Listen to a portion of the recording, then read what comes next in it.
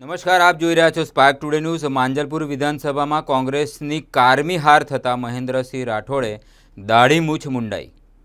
માંજલપુર વિધાનસભામાં ભીખાભાઈ રબારીનો પરાજય થતાં પ્રતિજ્ઞા નિભાવી। સામાજિક કાર્યકર્તા મહેન્દ્રસિંહ રાઠોડે અગાઉ જણાવ્યું હતું કે માંજલપુરમાં ભીખાભાઈ રબારીનો પરાજય થશે તો હું દાઢી મૂછ મુંડાવી નાખીશ। આજે યોજાયેલી મતગણતરીમાં ભાજપના સતીશ પટેલ સામે ભીખાભાઈ રબારીનો પરાજય થતાં મહેન્દ્રસિંહ રાઠોડે પોતાની પ્રતિજ્ઞા નિભાવી દાઢી મૂછ કઢાવી નાખી। જય માતાજી, જય મા કરણી। આજ રોજ 3 ઓગસ્ટના દિવસે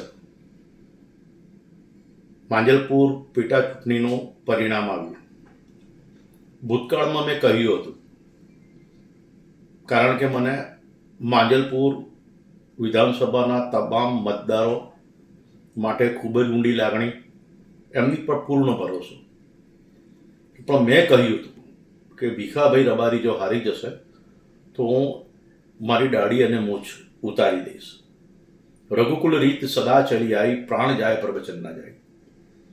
મેં જે મારા વચન કીધા છે એ પાળવા જઈ રહ્યો છું। ખાસ કરીને માંજલપુર વિધાનસભાના તમામ મતદારોને હું આ જીતના અભિનંદન પાઠવું છું। ખાસ કરીને એ મતદારો કે જે 38.4% મતદાન કર્યું। 38.4%ના મતદાનની અંદર 60થી ઉપર પર્સન્ટેજ સતીશભાઈને મળ્યા। નોટામાં મળ્યા એનો મને ખાસ આઈડિયા નથી, પણ જે પ્રમાણે વોટિંગ કરવામાં નથી આવ્યું, એટલે કે 60થી 62% પ્રજાએ મતદાન નથી કર્યું। એ શા માટે નથી કર્યું? એનો મતલબ એટલા વોટ ભાજપને પણ નથી મળ્યા।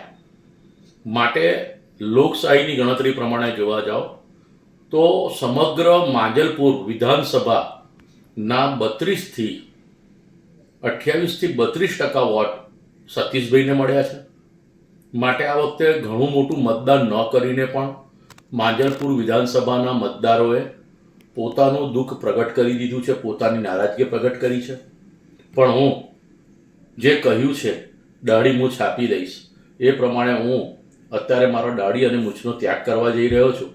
અપેક્ષા રાખું છું આગામી દિવસની અંદર આ મારી લાગણી વડોદરાના પ્રજા સૌ સમજે, બસ એ જ મારી અપેક્ષા। જય માતાજી, જય મા કરણી।